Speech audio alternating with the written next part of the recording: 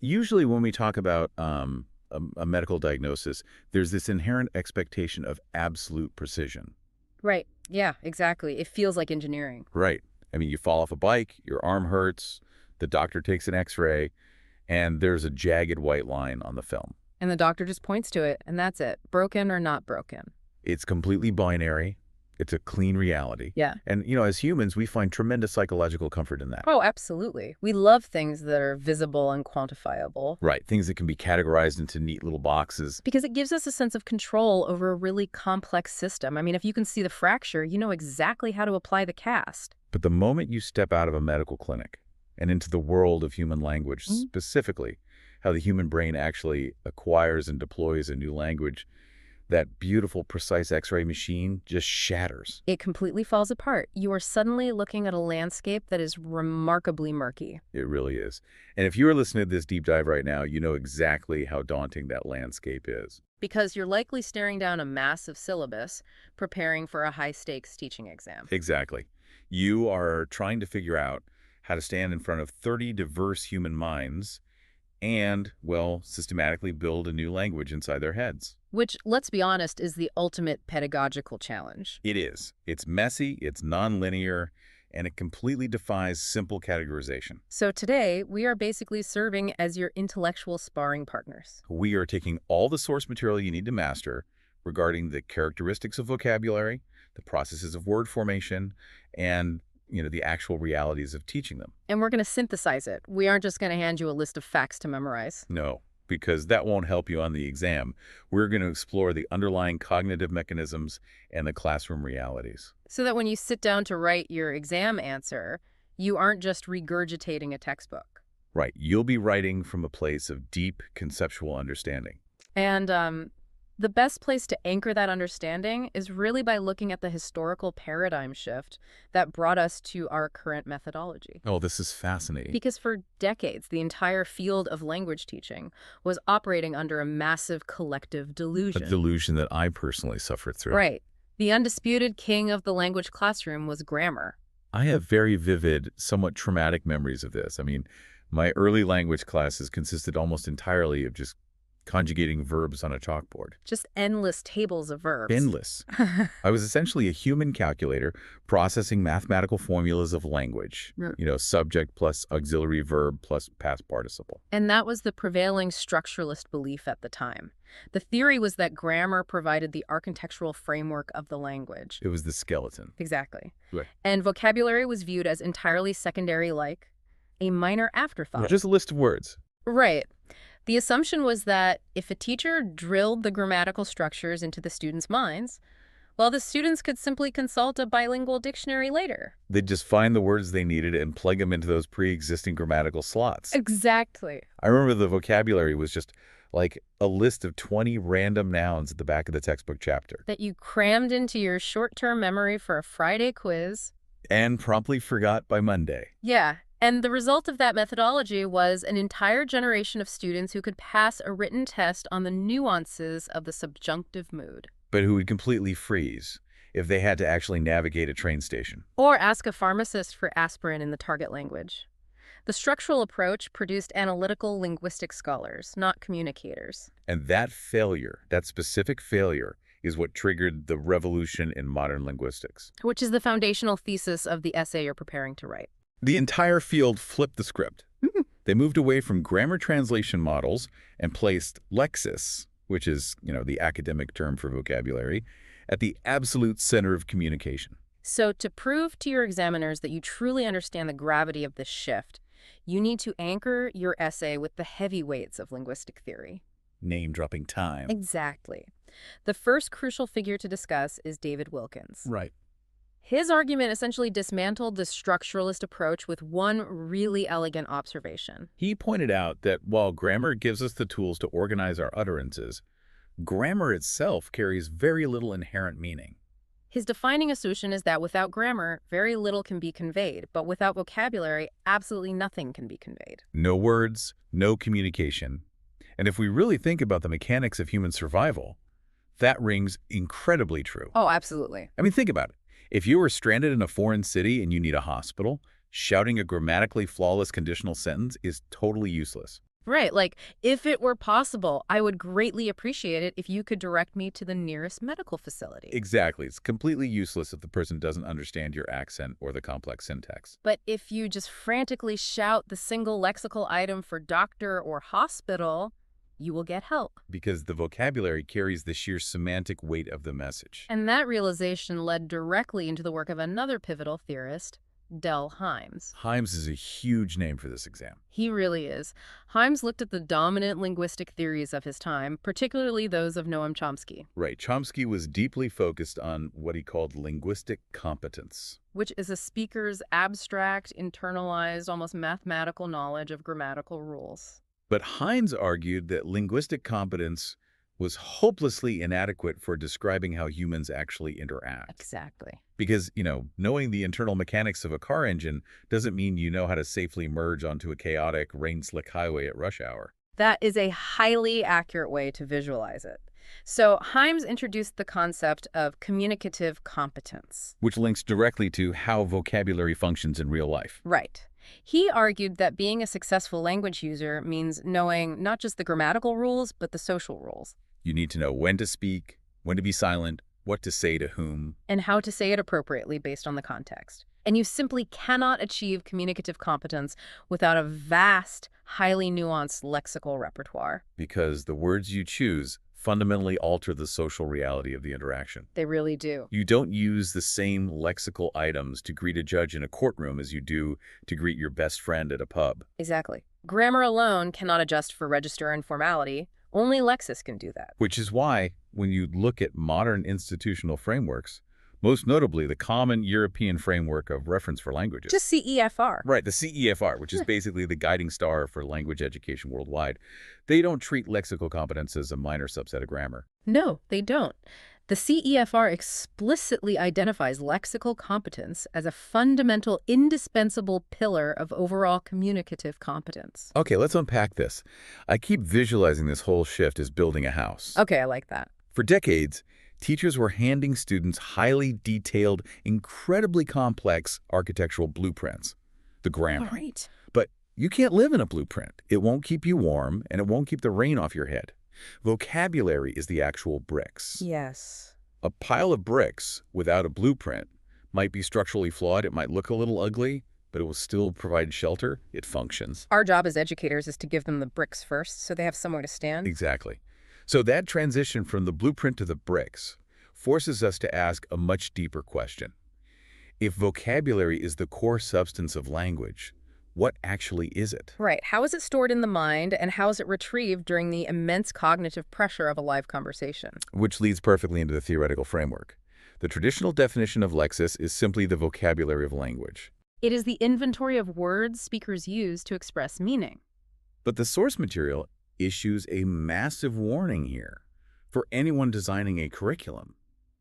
We have to fundamentally break the habit of thinking about Lexis as a dictionary. Because the dictionary model is a symptom of that old structuralist mindset. It isolates words. Right. It takes a living piece of language, kills it, pins it to a page, and slaps a grammatical label on it. Like noun, verb, adjective. Exactly. Now, knowing those grammatical categories is a necessary part of linguistic analysis. But from a communicative standpoint, function and meaning matter way more than the grammatical label. Because the way a linguist analyzes a sentence on a whiteboard is not the way a human brain processes a sentence in real time. Not at all. When I'm talking to you, I'm not mentally searching through a filing cabinet of isolated nouns, finding an isolated verb, and gluing them together with a preposition. That would take entirely too much cognitive processing power. Human conversation happens at a staggering speed. And that discrepancy between linguistic theory and cognitive reality is what Michael Lewis addressed. Yes, Lewis is the next major theorist you need to integrate into your analysis. Key author alert. Listeners, write this name down. Definitely. Lewis developed the lexical approach, and he proposed a radical redefinition of language. He argued that language doesn't consist of traditional grammar and single vocabulary words. Instead, it consists of what he called lexical chunks. or prefabricated units. Wait, I need to push back on this concept of lexical chunks for a second. Okay, go for it. Because if I'm a teacher with 30 exhausted students, the idea of teaching them thousands of multi-word phrases instead of single words sounds incredibly overwhelming. It does sound like a lot. So are we really saying that a learner shouldn't learn the word by, the word the, and the word way independently, but instead they must memorize the entire unbroken chunk by the way? We are, because by the way does not mean what its constituent parts suggest. Oh, that's true. If you analyze by the way grammatically, you are talking about physical proximity to a path. Right, like standing by the way. But semantically, socially, it functions as a single prefabricated unit used to change the subject in a conversation. The brain does not assemble it.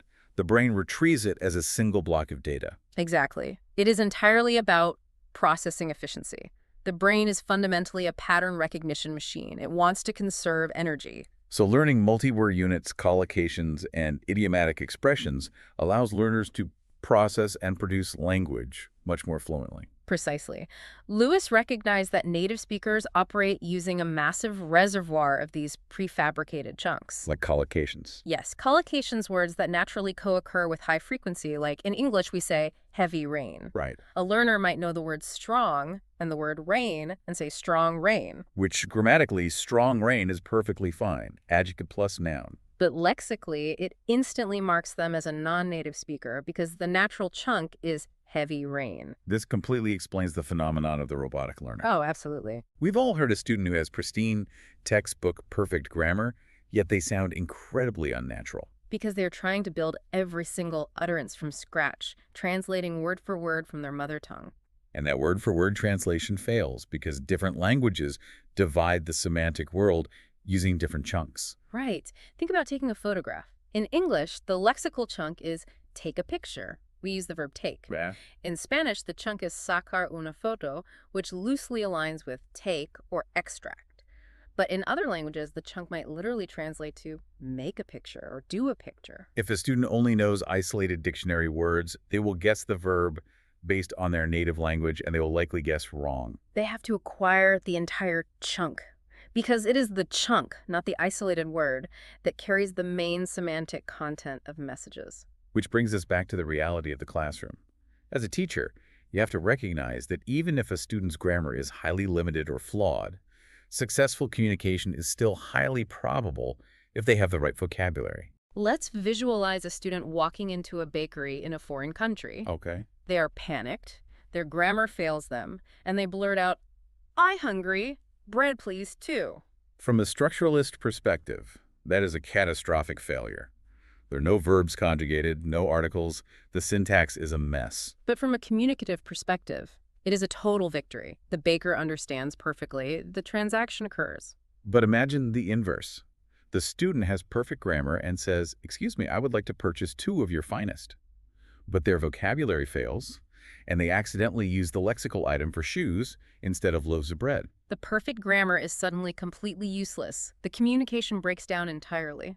The lexical item dictates the success of the interaction. Exactly. So having established that vocabulary is essentially this vast interconnected web of prefabricated chunks and meaning, we have to explore where these items actually come from. How are new words born? All right. A language is not a static list handed down from a mountaintop. It is a living, evolving ecosystem. Which means we need to look at the mechanics of word formation, the how-to of vocabulary building. If you want to teach a language effectively, you have to understand its morphology, how words are physically built and modified. Especially since the English language is highly dynamic and aggressively productive. New words are being generated every single day. The source material specifically requires you to master 5 core morphological processes. These are the engines of vocabulary growth. This is a massive exam checklist item. Listeners, make sure you memorize the concrete examples we're about to give. Let's dissect them, not just as definitions, but looking at how they function cognitively for a learner. The first engine is derivation. Derivation is basically adding prefixes or suffixes to change meaning or grammatical category. Yes. It involves taking an existing root word and attaching an affix either at the beginning or the end. What makes derivation so crucial is that it fundamentally alters the word. The cognitive leverage here is immense. I mean, if I teach a student the adjective happy, they have one word. But if I teach them the derivational rules, how suffixes work, they can take happy, add happiness, and suddenly they possess the noun happiness. They can add un, and they possess the antonym unhappy. Or add enly, and they have the adverb happily. By teaching one root and a few morphological rules, the teacher has given the student a multiplier effect. It allows learners to guess the meaning of words they have never formally been taught. If they know what the prefix re does, they don't need a dictionary to understand rebuild or rewrite. That's so powerful. Now, the second process is compounding. While derivation uses affixes, compounding takes two existing independent words and fuses them together to create a single unit. What fascinates me about compounding is the semantic narrowing that happens. How do you mean? Like the classic example from the text is combining black and board. When you say blackboard, you aren't just describing a piece of wood that happens to be painted black. Right. You have created a highly specific noun that refers to a piece of classroom equipment. The meaning of the compound word is more precise than just adding the two parts together. And visually, English compounds are fascinatingly inconsistent.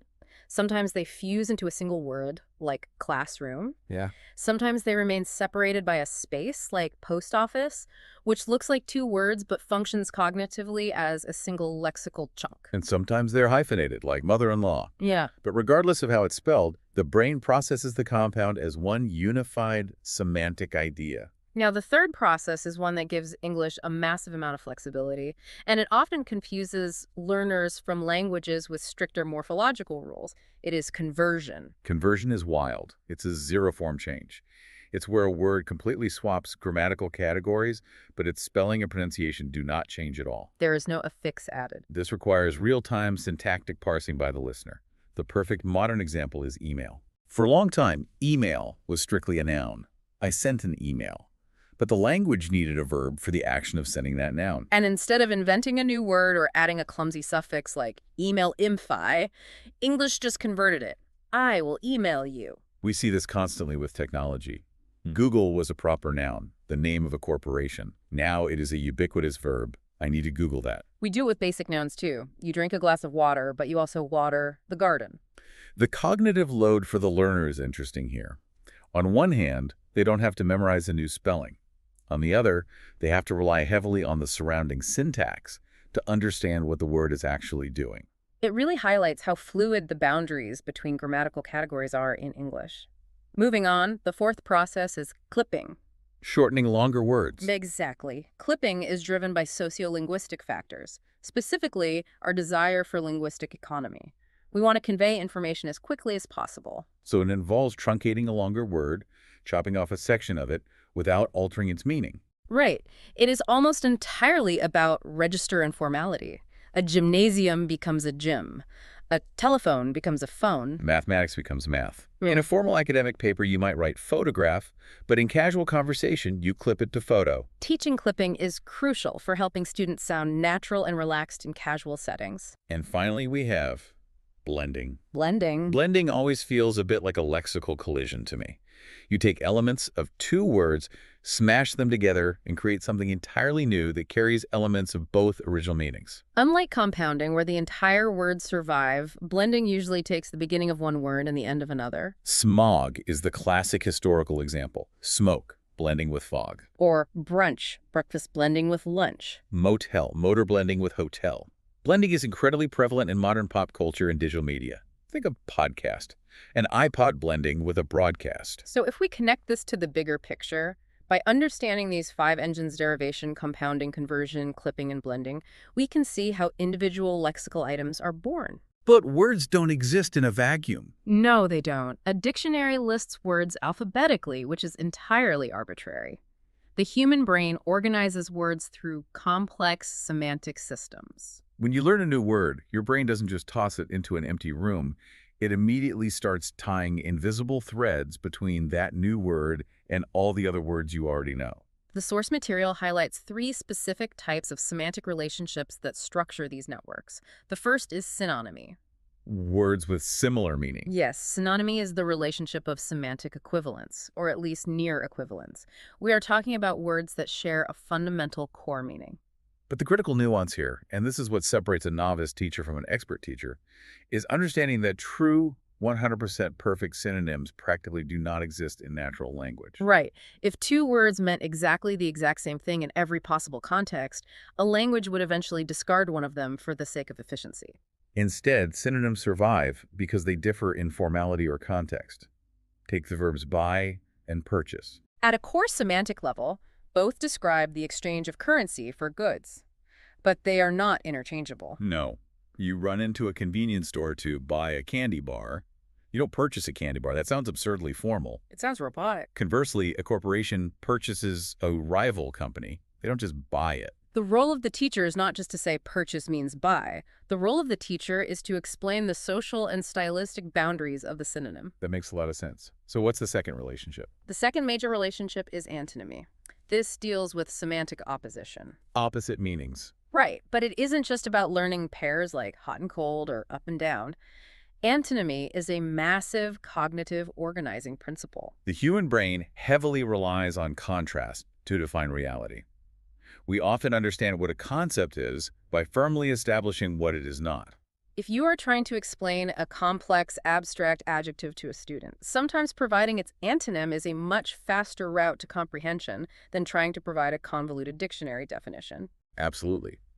The third relationship is hyponymy, and this one is vital for how we categorize the world. Hyponymy is a hierarchical relationship. It describes how specific lexical items are nested within broader, more general categories. I always picture it as a Russian nesting doll of language. Oh, I like that analogy. The largest doll is the superordinate term, the broader category. The smaller dolls inside it are the hyponyms. Like the text's example. A rose is a hyponym of the broader category flower. Or if the large doll is the category vehicle, the smaller dolls inside it are car, truck, motorcycle, and bus. This hierarchical structuring is essential for cognitive retrieval. When a learner is trying to recall the word for a specific type of fruit, they don't search their entire mental lexicon of tens of thousands of words. Their brain navigates to the fruit category and searches within that specific hyponymic subset. So we have built the theoretical foundation. We've analyzed the anatomy of a word and its family tree.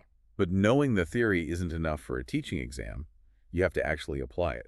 Right. The examiners demand to know. How does a teacher actually transfer this complex semantic network into a student's brain? What are the pedagogical implications? The most immediate, undeniable implication is the death of the isolated vocabulary list. Yes. If your pedagogical strategy relies on handing out flashcards with the target word on one side and a native language translation on the other, you are ignoring everything we know about cognitive linguistics. Because an isolated word has no semantic network. It's a brick floating in empty space. It has no context, no collocations, no register. The core principle from the text is that context is king. New Lexis must be encountered within meaningful, authentic, communicative situations. When a student reads a travel blog, or listens to a podcast about cooking, or engages in a role play about complaining to a hotel manager, the vocabulary they encounter is embedded in a rich web of meaning. The brain naturally sees which words are co-occurring. It sees the grammar surrounding the word. It absorbs the formality. Words learned in those communicative situations are retained far better than isolated items. However, this presents a logistical nightmare for the teacher. A native speaker possesses a receptive vocabulary of tens of thousands of words. Right. It is mathematically impossible for a teacher to pre-teach every single lexical item a student will ever encounter. Which means your primary job isn't actually teaching vocabulary. Your primary job is fostering learner independence. Teachers need to equip students with independent learning strategies. So that when they inevitably encounter an unknown word in the wild, they don't panic and immediately reach for a translation app. You achieve this by teaching specific, actionable strategies. First, using dictionaries effectively. A dictionary shouldn't be used just to find a quick translation. Students need to be trained to look at the example sentences to find the natural collocations. Second, recognizing word formation patterns. This ties right back to derivation and compounding. Exactly. If you have spent time teaching how prefixes and suffixes operate, then when a student encounters a scary-looking word like unemployment, they can break it down. They see the negative prefix, the noun-forming suffix, and they deduce the meaning independently. And third, you train them to spot lexical relationships, using contextual clues to find synonyms or antonyms. Here's where it gets really interesting, though. Even with all these strategies, we run into the brutal reality of human memory. Oh, I can deduce the meaning of a word on Monday, and by Thursday, it is completely gone. this introduces the rule of repetition, which is heavily emphasized in the research. A word only becomes part of a student's active vocabulary after multiple encounters. We often assume that if a student understands a word during a lesson, they know it. But cognitive science shows that transitioning a word into the permanent mental lexicon requires massive exposure. The research suggests a learner might need anywhere from 7 to 15 meaningful encounters with a word before they truly own it. So curriculum design must feature spaced repetition, constantly recycling critical lexis throughout the year. Now, how do we assess lexical competence without reverting back to the old structuralist traps? Assessment is complex because you have to assess the dual nature of vocabulary. Receptive vocabulary versus productive vocabulary. Right. Receptive vocabulary is passive recognition in reading and listening. Productive vocabulary is accurate, active use in speaking and writing.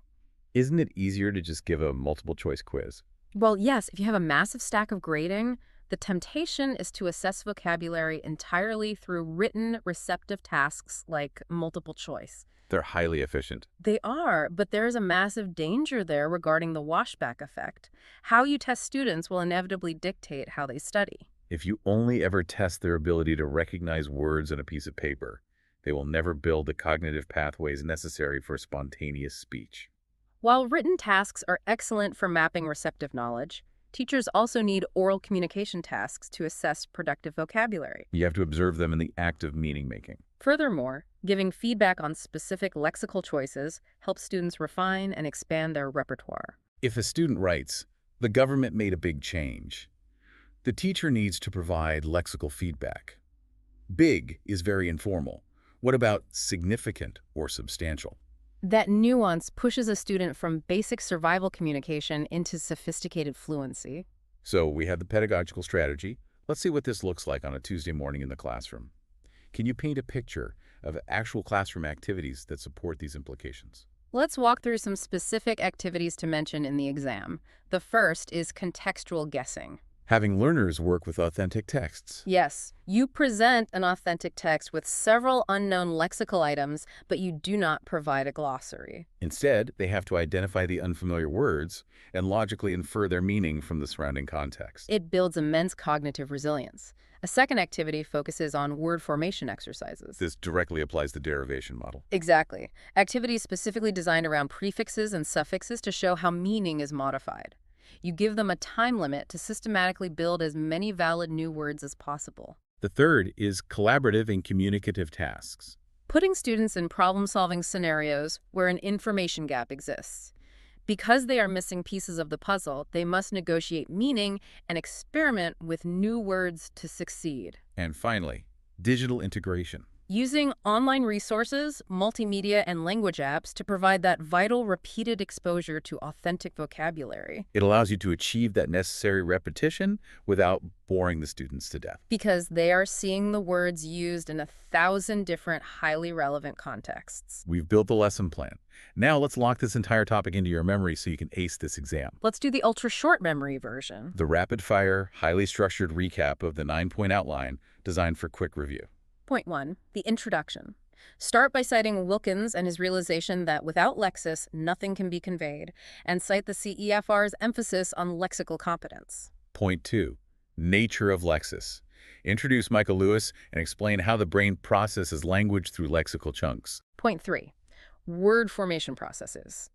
Detailed derivation, compounding, conversion, clipping, and blending. Point 4, lexical relations. Discuss synonymy, antonymy, and the hierarchical structuring of hyponymy. Point 5, role of vocabulary in communication. Reiterate that lexical items carry the semantic weight. Point 6, teaching vocabulary. Argue for authentic context, fostering independent learning, and the necessity of spaced repetition. Point 7, classroom activities. Describe contextual guessing, word formation exercises, and collaborative tasks. Point 8, assessment. Contrast testing receptive recognition with testing productive spontaneous use. Point 9, the conclusion. Summarize the core thesis. Lexis is the central component of communication.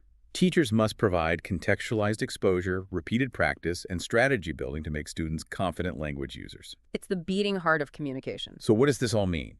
As you prepare to step into your own classroom, consider this final provocative thought. We spent a lot of time discussing how language is constantly evolving through clipping, blending, and conversion. Think about what new words are being formed right now in your students' digital lives. The digital landscape has accelerated morphological change to an unprecedented degree. Exactly. How will you bring that spontaneous living vocabulary into your formal lesson plans? If our goal is communicative competence, we cannot ignore the language of the present moment. It is a delicate, fascinating balancing act. It truly is. We want to thank you for joining us on this exam prep deep dive. You now possess the frameworks and strategies to approach Topic 10 with absolute authority. Remember, grammar might be the blueprint, but vocabulary is the bricks. Go help your students build something incredible. Best of luck on your test.